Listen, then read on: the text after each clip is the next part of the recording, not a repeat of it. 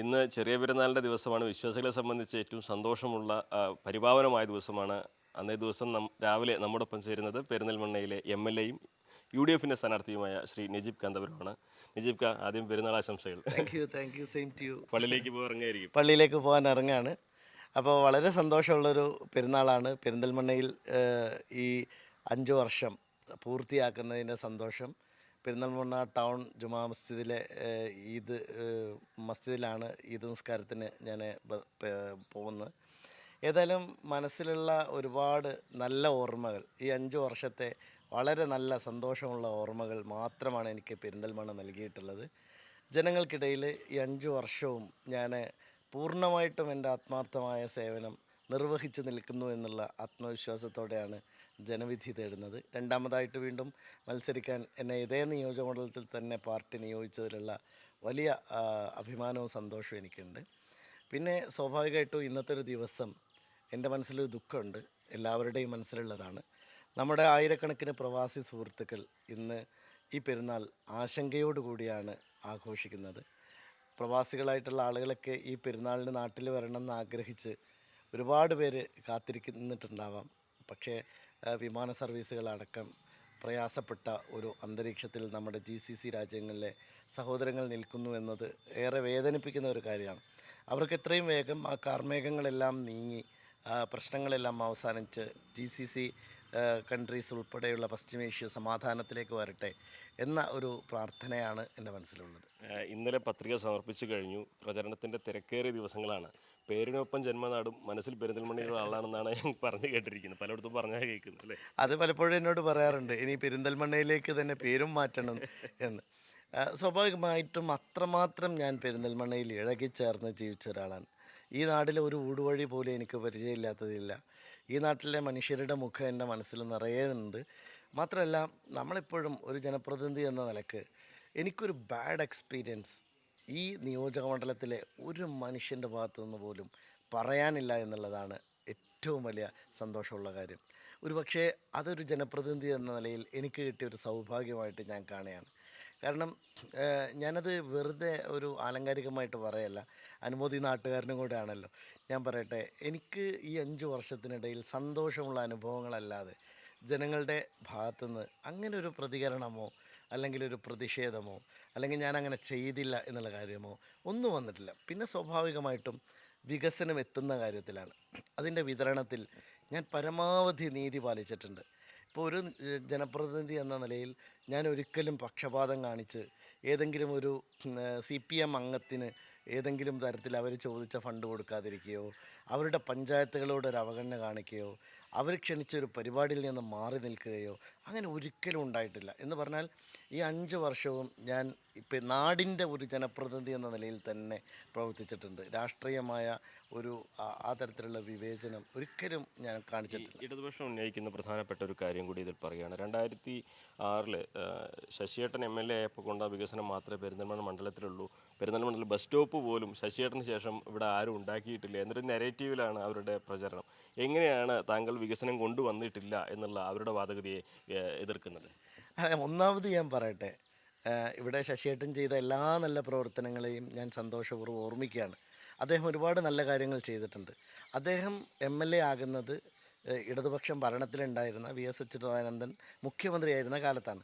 സ്വാഭാവികമായിട്ടും അദ്ദേഹം ഒരുപാട് നല്ല കാര്യങ്ങൾ കൊണ്ടുവന്നു. നല്ല അഭിനന്ദനങ്ങൾ ഞാൻ അദ്ദേഹത്തിന് നേരുകയാണ്. നല്ലൊരു വ്യക്തിത്വമായിരുന്നു അദ്ദേഹം. അദ്ദേഹം ജനങ്ങൾക്കിടയിൽ നല്ല പ്രതിച്ഛായുള്ള ഒരാൾ തന്നെയാണ്, അതിലൊന്നും പ്രയാസമില്ല, എൻ്റെ നല്ല സുഹൃത്തുമാണ്. പക്ഷേ ഇതേപോലെ ഉമ്മൻചാണ്ടി മുഖ്യമന്ത്രിയായിരുന്ന കാലത്ത് ഒരു മനുഷ്യ ഇവിടെ MLA ആയിരുന്നു. അദ്ദേഹത്തിൻ്റെ പേര് മഞ്ഞളാംകുഴി അലി എന്നായിരുന്നു. ഈ നാട്ടിലെ മുഴുവൻ റോഡുകളിലും 700 കോടി രൂപയുടെ വികസനം ബഹുമാന്യനായ മങ്കട MLA ആയിട്ട് ഇപ്പോൾ പ്രവർത്തിച്ചുകൊണ്ടിരിക്കുന്ന അലി സാഹിബും കൊണ്ടുവന്നിട്ടുണ്ട്. അതാർക്കും വിമർശിക്കാനോ അല്ലെങ്കിൽ കാണാതിരിക്കാനോ കഴിയില്ല.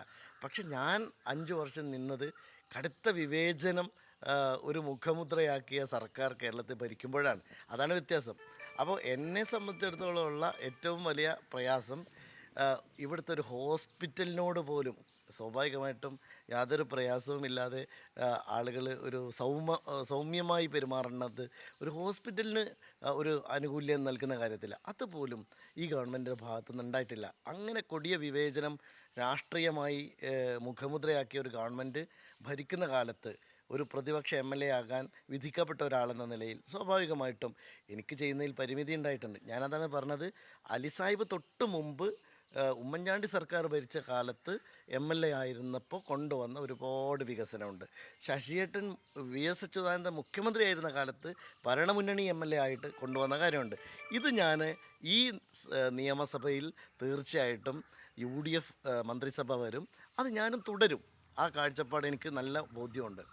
പിന്നെ ഞാൻ എൻ്റെ പരിമിതിയിൽ നിന്നുകൊണ്ട് ഒരു പ്രതിപക്ഷ MLAക്ക് കിട്ടാവുന്ന എല്ലാ വാതിലുകളും മുട്ടി സംഘടിപ്പിച്ചിട്ടുള്ള വികസനം ഈ നാട് നീളെ നിൽക്കുന്നുണ്ട്. ഒരു പക്ഷേ ഞാൻ അതിൻ്റെ പ്രചാരണത്തിലായിരുന്നില്ല ഏറ്റവും ശ്രദ്ധിച്ചിരുന്നത് എന്നതൊരു വാസ്തവമാകാം. കാരണം ഞാൻ പ്രവർത്തിച്ചു കൊണ്ടേയിരിക്കുകയായിരുന്നു. എനിക്ക് പ്രചാരണത്തിനേക്കാളും പ്രവർത്തനത്തിലായിരുന്നു താല്പര്യം. അപ്പോൾ ഒട്ടേറെ ഇപ്പോൾ ഒരു ഗവൺമെൻറ് ഗവൺമെൻറ് എന്നെ അവഗണിച്ചപ്പോൾ ഒരു ഗവൺമെൻറ്റിന് ചെയ്യാൻ കഴിയാത്ത പലതും ഞാൻ എൻ്റെ നിയോജകമണ്ഡലത്തിലേക്ക് മറുവശത്ത് നാട്ടുകാരൻ കൂടിയായ VP മുഹമ്മദ് ഹനീഫയാണ് എതിർ സ്ഥാനാർത്ഥി. എങ്ങനെ കാണുന്നു മത്സരത്തെ ചുരുക്കം വാക്കുകളിൽ? അല്ല, അദ്ദേഹം എൻ്റെ നല്ല സുഹൃത്താണ്.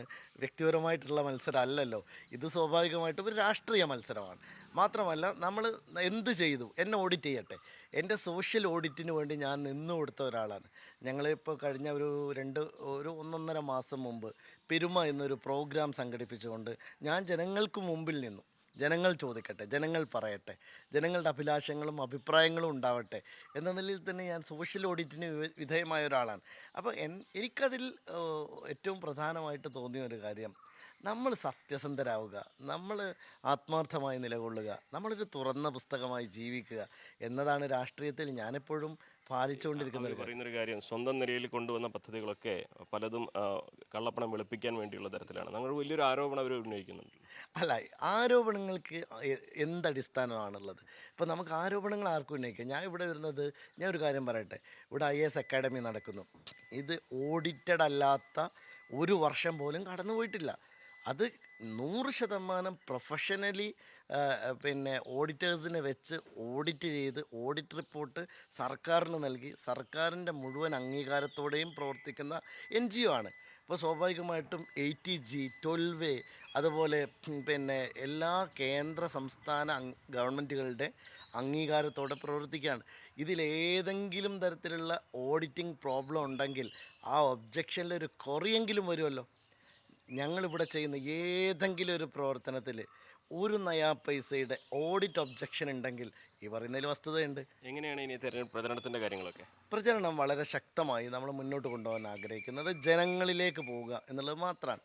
ഞാൻ ഈ 5 വർഷം പ്രചരണത്തിൻ്റെ ഒരു ആവശ്യത്തിൽ പോലും ഞാൻ പ്രാധാന്യം കൊടുക്കുന്നില്ല. കാരണം ഈ 5 വർഷക്കാലം ഞാൻ ജീവിച്ചത് ജനങ്ങൾക്കറിയാം. ഞാൻ ആരുടെ കൂടെ ആയിരുന്നു എന്നുള്ളതും ജനങ്ങൾക്കറിയാം. ഞാൻ ഈ നാട്ടിലെ ഏറ്റവും പാവപ്പെട്ടവരുടെ മുഖം ഓർത്തുകൊണ്ട് പ്രവർത്തിച്ച ഒരാളാണ്. ഒരു ജനപ്രതിനിധി എന്ന നിലയിൽ എന്നെ ഏറ്റവും സ്വാധീനിച്ച വാക്ക് ഗാന്ധിജിയുടെ അൺ ടു ദ ലാസ്റ്റ് എന്ന വാചകമാണ്. ഞാനിപ്പോഴും അതിൽ തന്നെ വിശ്വസിക്കുന്നു. ഏറ്റവും പിറകിൽ നിൽക്കുന്ന ഒരു മനുഷ്യനെ മുന്നോട്ട് കൊണ്ടുവരാൻ എനിക്ക് എന്തെങ്കിലും ചെയ്യാൻ സാധിക്കുമെങ്കിൽ അതിൻ്റെ എക്സ്ട്രീം പോയിട്ടുള്ള ഒരു ജനപ്രതിനിധിയാണ്. എനിക്ക് ഒറ്റ കാര്യമാണ്, എനിക്ക് താല്പര്യമില്ലാത്ത വിഷയമാണെന്ന് അറിയാം. എന്നാലും മറ്റേ പാതിവില തട്ടിപ്പൊക്കെ വലിയ തോതിൽ പലരും പ്രചരിപ്പിക്കുന്നുണ്ട് സോഷ്യൽ മീഡിയയിൽ. എങ്ങനെ അതിനുള്ള മറുപടി കൂടി? അല്ല, ഞാൻ എന്ത് ചെയ്തു എന്നുള്ളത് ജനങ്ങൾക്കറിയാമല്ലോ. എൻ്റെ ഓഫീസുമായി ബന്ധപ്പെട്ടുണ്ടായതെല്ലാം ജനങ്ങൾക്കറിയാമല്ലോ. ഈ കേരളം മുഴുവനും ഒരു കെണിയിൽ വീണപ്പോൾ അതിൽ വഞ്ചിക്കപ്പെട്ട മനുഷ്യരിൽ ഒരാളാണല്ലോ ഞാൻ. എൻ്റെ വ്യക്തിപരമായ നഷ്ടങ്ങളെക്കുറിച്ചോ എൻ്റെ വ്യക്തിപരമായ കാര്യങ്ങളെക്കുറിച്ചോ ഒന്നും ഞാൻ അതിനെക്കുറിച്ച് പറയുന്നില്ല. കാരണം ഞാനും അത് ഏറെ വേദനയോടെ ഓർക്കുന്ന ഒരു കാലമാണ്. പക്ഷേ നമ്മളപ്പോഴും ആലോചിച്ചത് ഈ നാട്ടിലെ ഏറ്റവും പാവപ്പെട്ട കുട്ടികൾക്ക് ഇങ്ങനെ ഒരു ചെറിയ സൗകര്യത്തിൽ ഒരു ലാപ്ടോപ്പ് മേടിച്ചു കൊടുക്കാൻ പറ്റും എന്നാണ് കരുതിയിരുന്നത്. പക്ഷേ അതിലെനിക്കൊരു വലിയ തിരിച്ചടി ഉണ്ടായത് ആ വഞ്ചന തിരിച്ചറിയാൻ എനിക്ക് പറ്റിയില്ല എന്നുള്ളതാണ്. അതിനെ എൻഡോസ് ചെയ്തത് ഈ കേരളത്തിലെ ബഹുമാന്യനായ വിദ്യാഭ്യാസ മന്ത്രി ഉൾപ്പെടെയുള്ള ആളുകളായിരുന്നു. പക്ഷെ അതൊന്നും ഒരു കുറ്റമാക്കണ്ട. നമുക്ക് ഏതായാലും ജീവിതത്തിൽ കുറേ നഷ്ടങ്ങളൊക്കെ പറ്റും. അത് ഞാൻ എൻ്റെ വ്യക്തിപരമായിട്ട് വഹിച്ച ആ നഷ്ടം ജനങ്ങൾക്ക് ഒരിക്കലും ഒരു ബാധ്യതയാകരുത് എന്ന ചിന്തയിലാണ്. എനിക്കൊരുപാട് പ്രയാസങ്ങൾ ആ ഘട്ടത്തിലുണ്ടായി, സാമ്പത്തിക പ്രയാസങ്ങളുടെ. അതൊക്കെ പോകട്ടെ, നമുക്കതൊക്കെ മറന്നുകൊണ്ട് താങ്കൾ മൂലം ആർക്കും നഷ്ടം വന്നിട്ടില്ല. ഞാൻ മൂലം ഒരാൾക്കും നഷ്ടം വന്നിട്ടില്ല. ഞാൻ എൻ്റെ ജീവിതത്തിൽ എനിക്ക് ഉറപ്പിച്ച് പറയാനാകും, ഒരു മനുഷ്യൻ്റെ കയ്യിൽ നിന്ന് അനധികൃതമായി 1 രൂപയുടെ സമ്പാദ്യം എനിക്കില്ല. ഞാനിവിടെ മത്സരിക്കാൻ വരുമ്പോഴുള്ള സ്വത്തും ഇപ്പോൾ ഞാൻ സത്യവാങ്മൂലത്തിൽ നൽകുന്ന സ്വത്തും പരിശോധിച്ചോട്ടെ, അതൊന്നും എനിക്ക് പ്രശ്നമല്ല. എൻ്റെ കയ്യിൽ നിന്ന് ഞാനൊരു രൂപയുടെ സമ്പാദ്യമോ അവിഹിതമായ കാര്യമോ നേടിയിട്ടുണ്ടെങ്കിൽ അത് ആരുടെ മുമ്പിലും തലകുനിക്കാതെ എനിക്ക് പറയാൻ കഴിയും, ഞാൻ അങ്ങനെയുള്ളൊരു വാപ്പയുടെ മോനല്ല. ജീവിതത്തിൽ തൻ്റെ കയ്യിലുള്ളതെല്ലാം കൊടുത്ത് ശീലിച്ച ഒരു അധ്യാപകൻ്റെ മകനാണ് ഞാൻ. എനിക്ക് അത് മതി, എൻ്റെ വിശ്വാസം അതാണ്.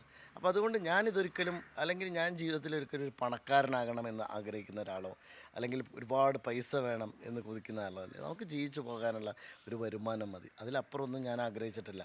നമ്മൾ ചെയ്യുന്ന പ്രവർത്തനം മനസ്സിൽ തട്ടി ചെയ്യുന്ന കാര്യമാണ്.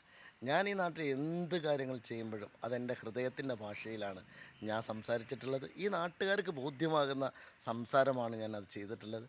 ഞാൻ എന്തു പറഞ്ഞോ അത് പാലിക്കാൻ ഈ 5 വർഷം എനിക്ക് സാധിച്ചിട്ടുണ്ട്. പിന്നെ വികസന കാര്യത്തിൽ എൻ്റെ കുറച്ച് സ്വപ്നങ്ങൾ നടക്കാതെ പോയത് ഓറോടം പാലം, മാനത്തുമംഗലം ബൈപ്പാസ് ഉൾപ്പെടെയുള്ള കാര്യങ്ങളാണ്. അത് ഗവൺമെൻറ്റാണ് കുറ്റവാളി. പക്ഷേ UDF വരും, അതിനൊക്കെ മാറ്റം ഉണ്ടാക്കാൻ സാധിക്കുമെന്നതാണ് പ്രതീക്ഷ. എല്ലാത്തിനും വ്യക്തമായ മറുപടി, സുവ്യക്തമായ മറുപടി, അതാണ് അദ്ദേഹത്തിൻ്റെ ഭാഗത്ത് നമുക്ക് കേൾക്കാൻ കഴിഞ്ഞത്. വികസന കാര്യങ്ങളിൽ മുരടിപ്പിനുള്ള വിശദീകരണം, ഒപ്പം തനിക്കെതിരെ ഉയർന്ന ആരോപണങ്ങൾക്കുള്ള മറുപടി എല്ലാം തന്നെ അദ്ദേഹം വ്യക്തമാക്കി കഴിഞ്ഞിട്ടുണ്ട്. ആത്മവിശ്വാസത്തോടെ തന്നെ തെരഞ്ഞെടുപ്പ് ഗോതയിലേക്ക് ഇറങ്ങുകയാണ് ശ്രീ നജീബ് കാന്തപുരം. Akhil ഓട്ടുപാറയ്ക്കൊപ്പം CV Anumod, News 18.